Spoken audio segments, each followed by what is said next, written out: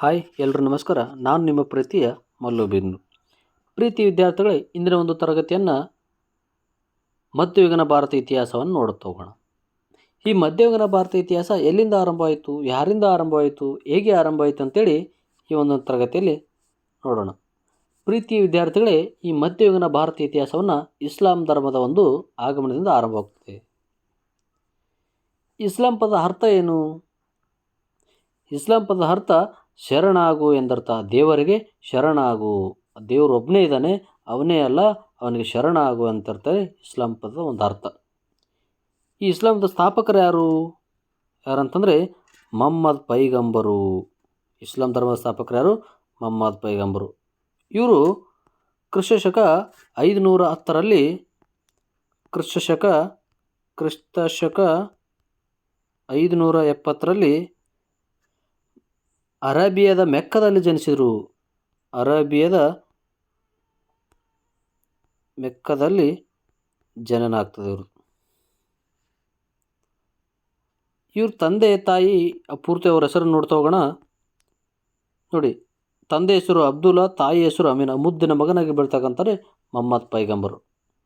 ಆದರೆ ಈ ಅಬ್ದುಲ್ಲಾ ಮತ್ತು ಅಮೀನ ಏನಿಬ್ಬರು ಗಂಡ ಹೆಂಡತಿ ಇದಲ್ಲ, ಇವರು ಸ್ವಲ್ಪ ದಿನದಲ್ಲಿ ತೀರು ಹೋಗ್ತಾರೆ. ಚಿಕ್ಕ ವಯಸ್ಸಿನಲ್ಲಿ ತೀರು ಹೋಗ್ತಾರೆ. ಈ ಮೊಹಮ್ಮದ್ ಪೈಗಂಬರ್ ಒಬ್ಬರೇ ಉಳ್ಕೊಂಡ್ಬಿಡ್ತಾರೆ. ಈ ಮೊಹಮ್ಮದ್ ಪೈಗಂಬರ್ಗೆ ಒಬ್ಬ ಚಿಕ್ಕಪ್ಪ ಇದ್ದಾರೆ ಅಂತಂದರೆ ಅಬು ತಾಲಿಬ ಅಂತೇಳಿ. ಇವು ಸಂಪೂರ್ಣ ಜವಾಬ್ದಾರಿಯನ್ನು ಈ ಅಬು ತಾಲಿಬ ತೆಗೆದುಕೊಂಡಿರ್ತಾನೆ. ಯಾರ್ದಪ್ಪ ಅಂತಂದರೆ ಮೊಹಮ್ಮದ್ ಪೈಗಂಬರ್. ಇವನಿಗೆ ಮದುವೆ ಮಾಡ್ತಾನೆ ಅಂತಂದರೆ ಖದೀಜಾ ಅಂತೇಳಿ ಒಂದು ಹೆಣ್ಣು ಮಗಳನ್ನು ನೋಡಿ ಮದುವೆ ಮಾಡ್ತಾನೆ. ಆಗ ಫಾತಿಮಾ ಅಂತೇಳಿ ಒಂದು ಮಗು ಹುಡ್ತದೆ. ಆದರೆ ಆಮೇಲೆ ಅವಳ ಮಗಳ ಗಂಡ ಯಾರಂತಂದರೆ ಅಳಿಯ ಅಂತೇಳಿ ನೋಡ್ತಾ ಹೋಗ್ತೀವಿ. ಹೀಗೆ ಈ ಸಂಸಾರಿಕ ಜೀವನ ನಡೆಸಕ್ಕಂಥ ಸಂದರ್ಭದಲ್ಲಿ ಜೆರೂಸಲೇಮ್ನಲ್ಲಿ ಒಂದು ಸರಿ ಏನಿರ್ತಂದರೆ ಯಹೂದಿಗಳ ಒಂದು ಸಭೆ ನಡೆದಿರ್ತದೆ. ಯಹೂದಿಗಳ ಒಂದು ಪ್ರಾರ್ಥನೆ ಮಂದಿರದಲ್ಲಿ ಪ್ರಭಾವಕ್ಕೊಳಗಾಗಿ ಮೆಕ್ಕದಿಂದ ಇರಾ ಎಂಬ ಬೆಟ್ಟದಲ್ಲಿ ಒಂದು ಧ್ಯಾನಕ್ಕೆ ಕುಂತ್ಕೊಂಡ್ಬಿಡ್ತಾರೆ. ಏನು ಯಹೂದಿಗಳಿಂದ ಏನು ಪೂಜೆ ನಡೀತಂಥ ಸಂದರ್ಭದಲ್ಲಿ ಅವರ ಯಹೂದಿಗಳ ಒಂದು ಪ್ರಭಾವಕ್ಕೊಳಗಾಗಿ ಒಂದು ಸಾರಿ ಹೋಗಿ ಧ್ಯಾನ ಕುಂತುಬಿಡ್ತಾನೆ. ಅಂತಂದರೆ ಅವರ ಮಾತು ಕೇಳಿ ಒಂದು ಧ್ಯಾನ ಕುಂದಿರ್ತಾನೆ. ಆ ಧ್ಯಾನ ಕುಂತಕ್ಕ ಸಂದರ್ಭದಲ್ಲಿ ಅವನಿಗೆ ಯಾವನಪ್ಪ ಮೆಕ್ಕದ ಹತ್ತಿರದಲ್ಲಿ ಇರಾ ಬೆಟ್ಟದ ಮೇಲೆ ಕುಳಿತಕ್ಕಂಥ ಧ್ಯಾನದಲ್ಲಿ ಕುಳಿತಕ್ಕಂಥ ಸಂದರ್ಭದಲ್ಲಿ ಅವನಿಗೆ ಗ್ಯಾಬ್ರಿಲ್ ಅಂತೇಳಿ ಒಂದು ದೇವದೂತ ವಾಣಿ ಕೇಳಿ ಬಂದುಬಿಡ್ತದೆ. ಈ ಗ್ಯಾಬ್ರಿಲ್ ಅಂತ ವಾಣಿ ಕೇಳಿ ಬಂದಾಗ ಅವಾಗ ಆ ವಾಣಿ ಏನು ಹೇಳ್ತಂದರೆ ದೇವರು ಒಬ್ಬನೇ, ಅವನೇ ಅಲ್ಲ ಅಂತೇಳಿ ಒಂದು ಸಂದೇಶ ಸಾರು ಅಂತೇಳಿ ಆ ವಾಣಿ ಮುಖಾಂತರ ವ್ಯಕ್ತಪಡಿಸಿ ಹೋಗ್ತಾರೆ. ಅದಕ್ಕೋಸ್ಕರ ಏನು ಮಾಡ್ತಂತಂದರೆ ಈ ಮೊಹಮ್ಮದ್ ಪೈಗಂಬರ್ ಏನು ಮಾಡ್ತಂತಂದರೆ ಕ್ರಿಸ್ತಶಕ 610ರಲ್ಲಿ ಇಸ್ಲಾಂ ಧರ್ಮವನ್ನು ಸ್ಥಾಪನೆ ಮಾಡಿ ಕ್ರಿಸ್ತಶಕ 622ರಲ್ಲಿ ಮೆಕ್ಕದ ಜನರಿಗೆ ತಮ್ಮ ಧರ್ಮ ಪ್ರಚಾರವನ್ನು ಮಾಡತೊಡಗಿದ.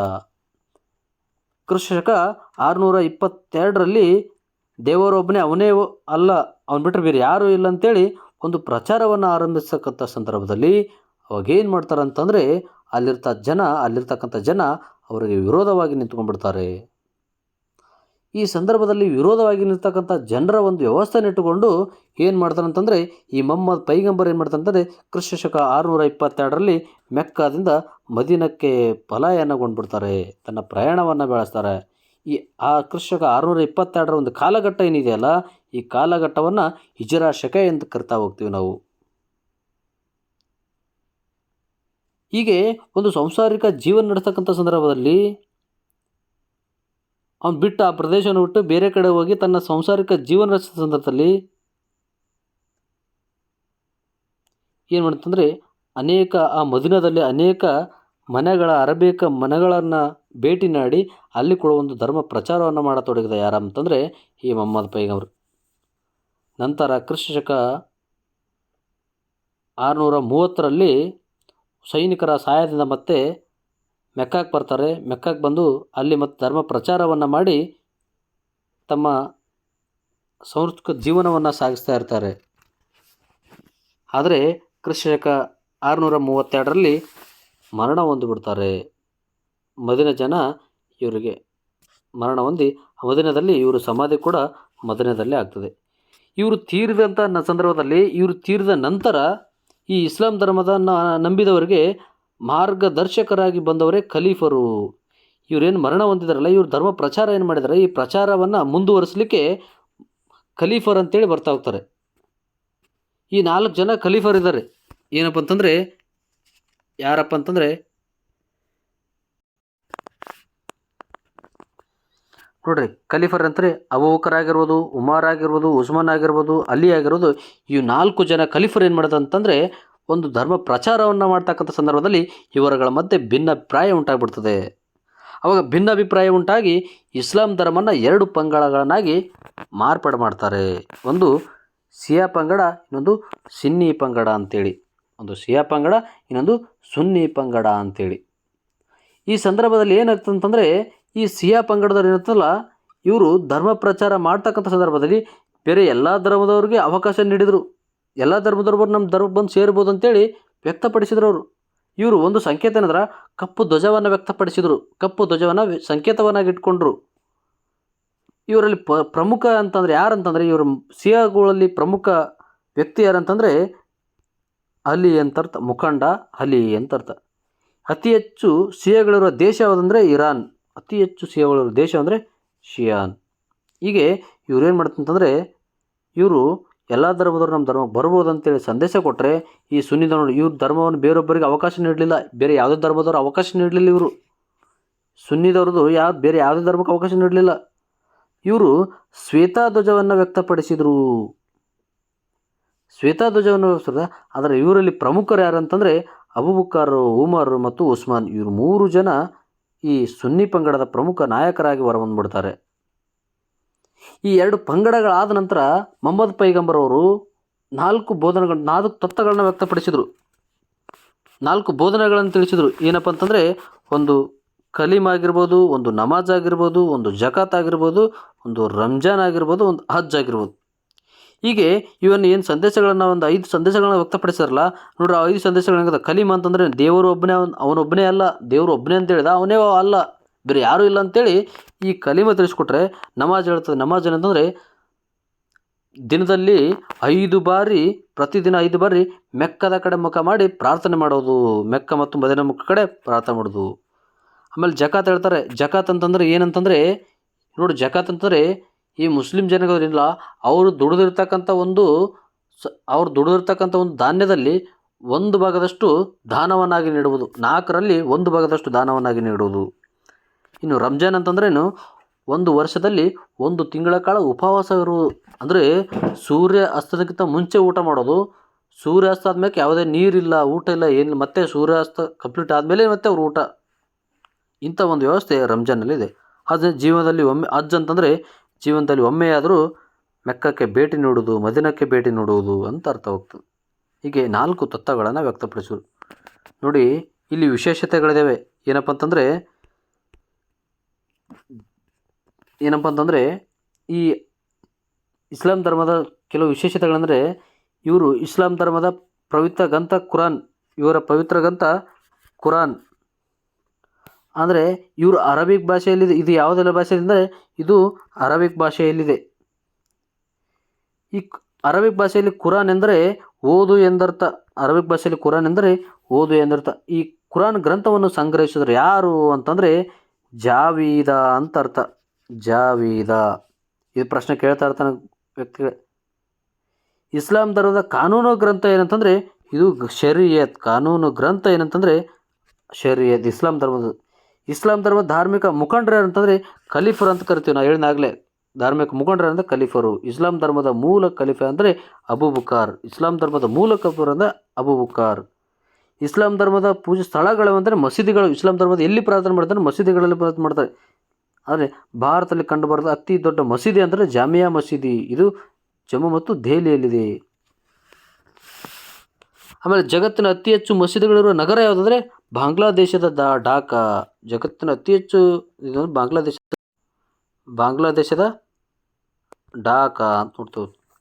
ಭಾರತದಲ್ಲಿ ಹೆಚ್ಚು ಮಸೀದಿಗಳಿರುವ ನಗರ ಯಾವಂತಂದರೆ ಹೈದರಾಬಾದ್.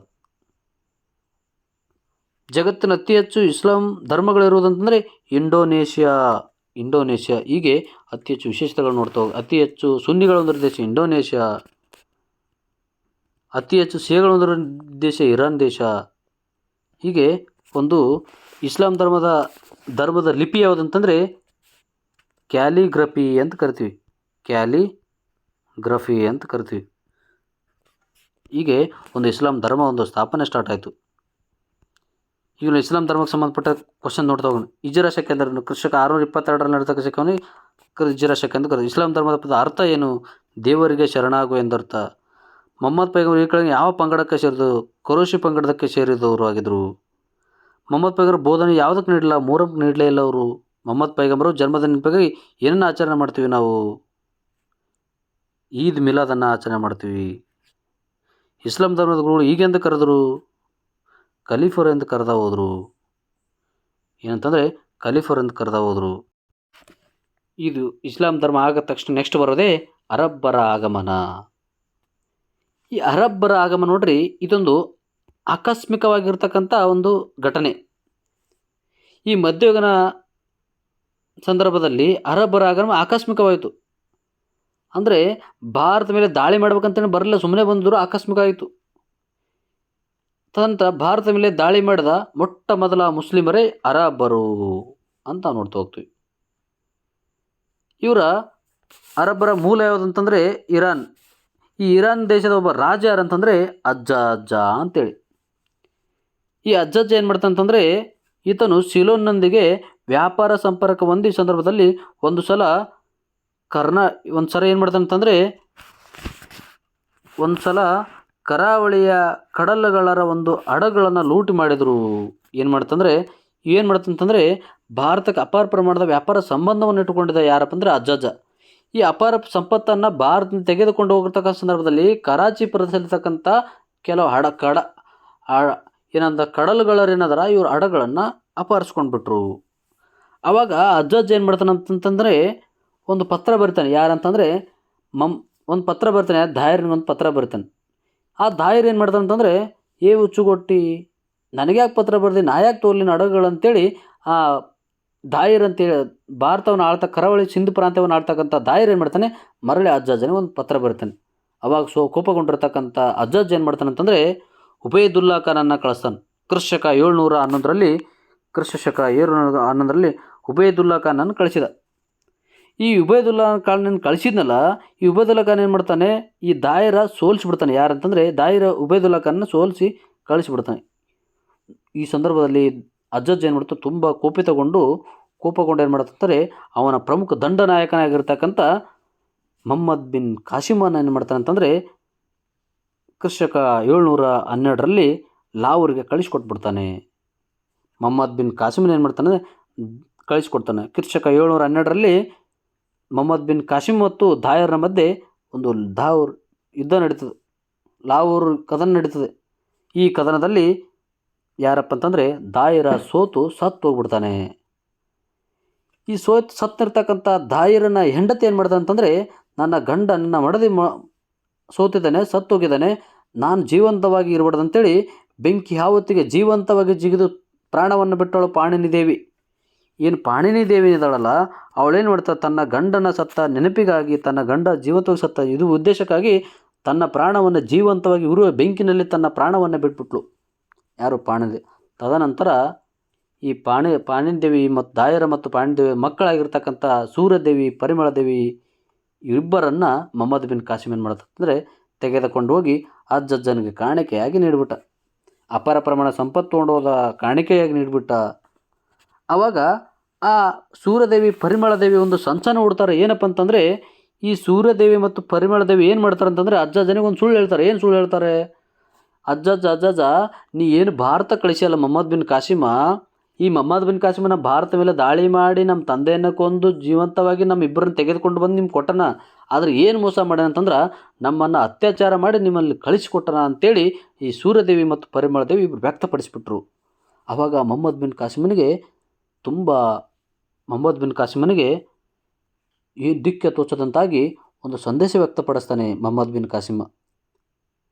ಏನಂತಂದರೆ, ತನ್ನ ಅರಸನಾಗಿರ್ತಕ್ಕಂಥ ಮೊಹಮ್ಮದ್ ಬಿನ್ ಕಾಸಿಮಿಗೆ ಅಜ್ಜ ಹೇಳ್ತಾನೆ, ಮೊಹಮ್ಮದ್ ಬಿನ್ ಕಾಸಿಮನೇ, ನೀನು ನನಗೆ ಮೋಸ ಮಾಡಿದೆಯಾ, ಅದಕ್ಕೋಸ್ಕರ ಏನು ಮಾಡ್ತಂತಂದರೆ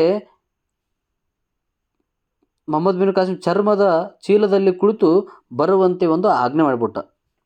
ಆಗ ಆ ಆಜ್ಞೆಗೆ ಆಜ್ಞೆಗೆ ತಲೆಗೊಟ್ಟು ಓಗೊಟ್ಟು ಆಜ್ಞೆಯಂತೆ ಚಾಸಿಮ ಚರ್ಮದ ಚೀಲದಲ್ಲಿ ಕುಳಿತುಕೊಂಡು ಬರುವಾಗ ಮಾರ್ಗ ಮಧ್ಯದಲ್ಲಿ ಉಸಿರುಗಟ್ಟಿ ಸತ್ತೋಗ್ಬಿಟ್ಟ. ಈ ಮಾರ್ಗ ಮಧ್ಯೆ ಉಸಿರುಗಟ್ಟಿ ಸತ್ತೋಗಿರ್ತಕ್ಕಂಥ ಸುದ್ದಿ ತಿಳಿದಕ್ಕಂಥ ಈ ಅಜ್ಜಾಜ್ ಏನು ಮಾಡ್ತಾನೆ ಅಂತಂದರೆ ಖುಷಿಯಿಂದ ವ್ಯಕ್ತಪಡ್ತಕ್ಕಂಥ ಸಂದರ್ಭದಲ್ಲಿ ಸೂರ್ಯದೇವಿ ಪರಿಮಳದೇವಿ ಬಂದು ಒಂದು ವ್ಯವಸ್ಥೆಯನ್ನು ವ್ಯಕ್ತಪಡ್ತಾರೆ. ಏನಂತಂದರೆ, ಅಜ್ಜಾಜ ನಿಮ್ಮ ಮೊಹಮ್ಮದ್ ಬಿನ್ ಕಾಸಿಮನಲ್ಲ, ಅವನೊಬ್ಬ ದಂಡನಾಯಕ, ಒಂದು ಶ್ರೇಷ್ಠ ದಂಡನಾಯಕ. ಅವನು ನಮಗೆ ಯಾವುದೇ ರೀತಿ ಅತ್ಯಾಚಾರ ಮಾಡಿಲ್ಲ. ನಮ್ಮ ತಂದೆಯನ್ನು ಕೊಂದ ಒಂದು ಸಿಟ್ಟಿಗಾಗಿ ನಾನು ಇವತ್ತು ಮೊಹಮ್ಮದ್ ಬಿನ್ ಕಾಸಿಮನ್ನ ಮೋಸದಿಂದ ಕೊಂದಿವಿ ಅಂತೇಳಿ ವ್ಯಕ್ತಪಡಿಸಿದಾಗ ಅಜ್ಜಾಜ ಬಿದ್ದು ಒದ್ದಾಡಿ ಹಳ್ಳಿಗೆ ಸ್ಟಾರ್ಟ್ ಮಾಡಿತು. ನೋಡ್ರಿ, ಇತಿಹಾಸ ಸೃಷ್ಟಿಯಲ್ಲಿ ನೋಡಿ ಯಾವ ರೀತಿ ಮೋಸ ಆಗಿದೆ. ಒಂದು ಹೆಣ್ಣಿಗಾಗಿ, ಹೆಣ್ಣು ಮಣ್ಣು ಹಣ್ಣಿಗಾಗಿ ಇಡೀ ಜಗತ್ತೇ ಸೋತಿದೆ. ಅಂಥ ಸಂದರ್ಭದಲ್ಲಿ ಅಜ್ಜಬ್ಬ ಕೂಡ ಸೋತು ಸುಣ್ಣಾಗಿ ಅವರ ಮಾತಿನಿಂದಾಗಿ ಅಜ್ಜಾತ ಕಳ್ಕೊಂಬಿಟ್ಟ. ಮೊಹಮ್ಮದ್ ಬಿನ್ ಕಾಸಿಮ್ ಸುಮ್ಮನೆ ಜೀವ ಅಂತ ಬಿಟ್ಬಿಡ್ತು. ಹೀಗೆ ಆಗ ಕೋಪಿತಗೊಂಡಿರ್ತಕ್ಕಂಥ ಅಜ್ಜಾಜ ಈ ಸೂರ್ಯದೇವಿ ಪರಿಮಳದೇವಿಯನ್ನು ಕುದುರೆಯ ಕಾಲಿಗೆ ಕಟ್ಟಿ ಜೀವಂತವಾಗಿ ಎಳೆಯಲು ಬಿಟ್ಟು ಅವರನ್ನು ಸಂಪೂರ್ಣವಾಗಿ ನಾಶ ಮಾಡಿದ. ಯಾರಪ್ಪ ಅಂತಾರೆ, ಅಜ್ಜಾಜ. ಹೀಗೆ ಅರಬ್ಬರ ಆಗಮನದಿಂದ ಭಾರತಕ್ಕೆ ಏನೇನು ಉಪಯೋಗ ಆಗ್ತದೆ ಅಂತ ಈ ಒಂದು ತರಗತಿ ನೋಡ್ತೋಗೋಣ. ಭಾರತ ಮೇಲೆ ದಾಳಿ ಮಾಡಿದ ಪ್ರಥಮ ಅರಬ್ಬರ ನಾಯಕರಂದರೆ ಮೊಹಮ್ಮದ್ ಬಿನ್ ಕಾಸಿಮ. ಭಾರತ ಮೇಲೆ ದಾಳಿ ಮಾಡಿದ ಪ್ರಥಮ ಮುಸ್ಲಿಮರಂತಾರೆ ಅರಬ್ಬರು. ಅರಬ್ಬರ ಆಗಮನದಿಂದ ಭಾರತದಲ್ಲಿ ಅಂಕಗಣಿತ ಮತ್ತು ಬೀಜಗಣಿತ ಆರಂಭವಾಯಿತು. ಹೀಗೆ ತದನಂತರಪ್ಪ ಅಂತಂದರೆ ಈ ಪಾಠಕ್ಕೆ ಸಂಬಂಧಪಟ್ಟಂತೆ ಕ್ವಶನ್ಸ್ ನೋಡೋಣ. ಭಾರತಕ್ಕೆ ಭೇಟಿ ನೀಡಿದ ಪ್ರಥಮ ಅರಬ್ಬರು ಯಾರು? ಮೊಹಮ್ಮದ್ ಬಿನ್ ಕಾಸಿಮ. ಲಾಹೋರ್ ಕದನ ಎಷ್ಟರಲ್ಲಿ ನಡೀತು? ಕ್ರಿಸ್ತಕ 712. ಅರಬ್ಬರ ಮೂಲ ನೆಲೆ ಅಂತಂದರೆ ಇರಾಕ್. ಆಮೇಲೆ ಈ ಕೆಳಗಿನ ಆಗಮನದ ಭಾರತದಲ್ಲಿ ಅಂಕಗಣಿತ ಮತ್ತು ಬೀಜಗಣಿತ ಆರಂಭ ಯಾರ ಆಗಮನದಿಂದ? ಅರಬ್ಬರ ಒಂದು ಆಗಮನದಿಂದ. ಅರಬ್ಬರ ಒಂದು ಆಗಮನದಿಂದ ಮೊಹಮ್ಮದ್ ಬಿನ್ ಕಾಸಿಮ್ ದಾಳಿ ಮಾಡಿದ ಸಂದರ್ಭದಲ್ಲಿ ಸಿಂಧ್ ಪ್ರಾಂತ್ಯ ಅರಸ ಯಾರಾಗಿದ್ದರು? ದಾಯಿರ. ಪ್ರೀತಿ ವಿದ್ಯಾರ್ಥಿಗಳೇ, ಹೀಗೆ ಮುಂದುವರೆದ ತರಗತಿಗಳಲ್ಲಿ ಸಂಪೂರ್ಣವಾಗಿ ಪಾಠಕ್ಕೆ ಸಂಬಂಧಪಟ್ಟಂತೆ ಸಂಪೂರ್ಣವಾಗಿ ಕೂಡ ಇಲ್ಲಿಗೆ ಪಾಠ ಮುಗಿಸೋಣ. ಧನ್ಯವಾದಗಳು.